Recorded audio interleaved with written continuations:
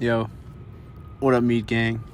This is your boy Meaty, discussing a day where I almost dropped the bag with 3 fine ladies because of the level of nicotine fiendry that I was experiencing on this day. Now, I used to be an extreme nic addict, a nicotine slave, you might even think of me as. Specifically, I was addicted to vaping. I recently kicked the habit almost a year ago, thankfully, because that is such a bad habit to have. But on this day, I was very much on fiend mode, which wasn't very different than any other day during this period. It was a Saturday, back in my sophomore year of college. During this time of my life, I was in a fraternity in Tallahassee. I'm sure you could guess what school. And we all know that Saturday's for the boys. So naturally, I woke up, went straight to the frat house, maybe hit the gym first, but started boozing early in the morning. Probably like by 8 a.m. I was drinking. I take my bike from my apartment, and it's about a 15-minute ride to the house, to the frat house. I bring with me just my Juul, a nice crisp menthol pod, one fresh menthol pod, and my laptop. The plan for this day was to start drinking early, chill with the boys, and later in the day we had a tailgate planned. And we had some hopes of some ladies coming over for the tailgate. So I'm probably about like 5 beers deep by the time the tailgate starts, around 2 p.m. It was a shitty day. It was starting to rain. It's been like drizzling all day, but it's starting to rain harder when the tailgate comes around. So our hopes for a good tailgate aren't really too high, unfortunately.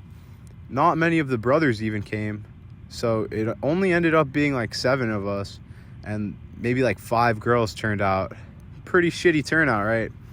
3 out of the 5 girls that were there were actually pretty hot, and unfortunately they were just kind of standing off in a group by themselves. None of the boys were even really talking to them. So me being the gentleman that I am, I walk over to entertain our guests and make sure they're having a nice time. You know, I don't want to invite girls over and then they just stand in the corner the whole time and have a shitty time. So I have a really nice conversation with them for a little while.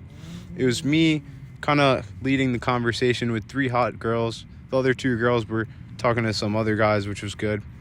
But the sexual tension in this conversation was getting pretty high. And I could tell the hottest one there was definitely feeling me. Now, by no means am I a huge ladies' man. So it's not every day where I'm the star of attention within a group of hotties like this. But earlier, I mentioned that I had only brought one Juul pod with me. But by now, probably about 6 hours after I got to the house, that shit was killed, or at least damn near killed.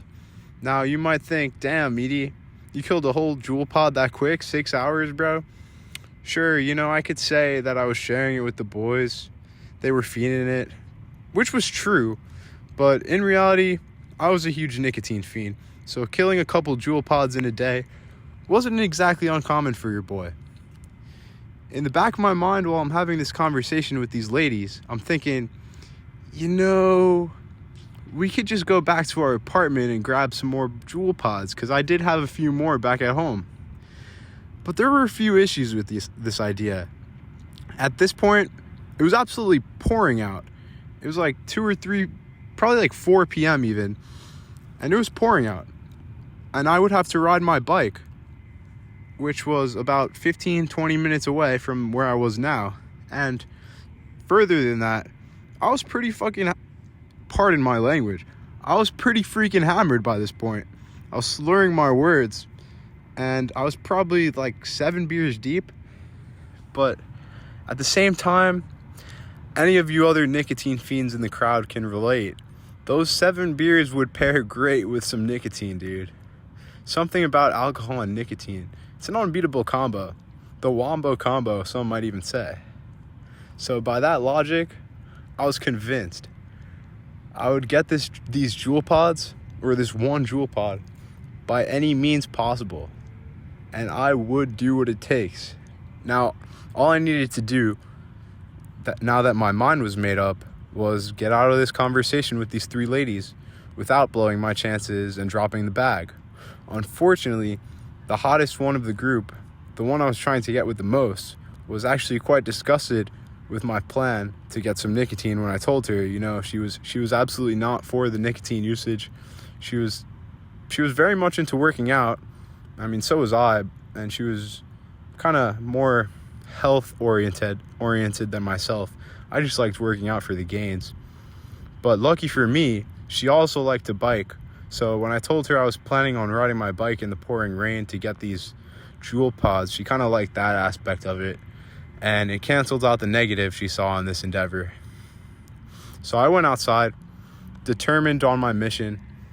I was drunk. I took my shirt off, put my backpack on, and I was on my way. The ride home, it was quite nice. I like biking in the rain. And I was going super fast because, one, I was fiending, and two, I wanted to get back to the frat house while those girls were still there. So I got to my apartment.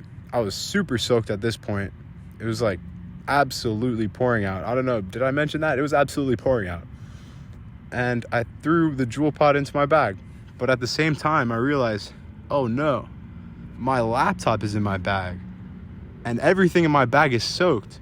So I start to panic a little bit because this is a brand new MacBook and I just dropped around $1,000 on it.